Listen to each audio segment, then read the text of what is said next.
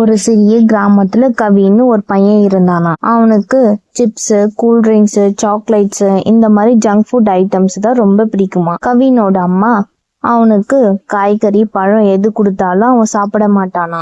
கவின் ஒரு நாள் ஸ்கூல்ல விளையாடிட்டு இருக்கும்போது ரொம்ப சோர்வாகி உட்கார்ந்துட்டானா. கவினோட ஃப்ரெண்டு விக்கி, ஏன் நீ இவ்வளோ சோர்வா இருக்கன்னு கேட்டானா.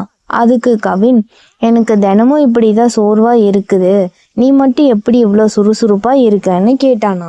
அதுக்கு விக்கி, நான் காய்கறி, பழம், பால் எல்லாமே நல்ல உணவுகளை மட்டும்தான் சாப்பிட்றேன் அப்படின்னு சொன்னானா. உடனே கவின் வீட்டுக்கு போயிட்டு அவங்க அம்மா கிட்ட, நான் இனிமே நல்ல உணவுகளை மட்டும் தான் சாப்பிடுவேன்னு சொன்னானா. அன்னிலிருந்து கவினோட அம்மாவும் காய்கறி, பழம், பால்னு அவனுக்கு ஹெல்தியான உணவை சமைச்சு கொடுத்தாங்களாம். கொஞ்ச நாள்ல கவினும் நல்ல சுறுசுறுப்பா விளையாட ஆரம்பிச்சானா. இதுல இருந்து என்ன தெரியுது? நல்ல உணவுகளை சாப்பிட்டால் உடல் ஆரோக்கியமாக இருக்கும். ஜங்க் ஃபுட் உணவுகளை அதிகமா சாப்பிடக்கூடாது.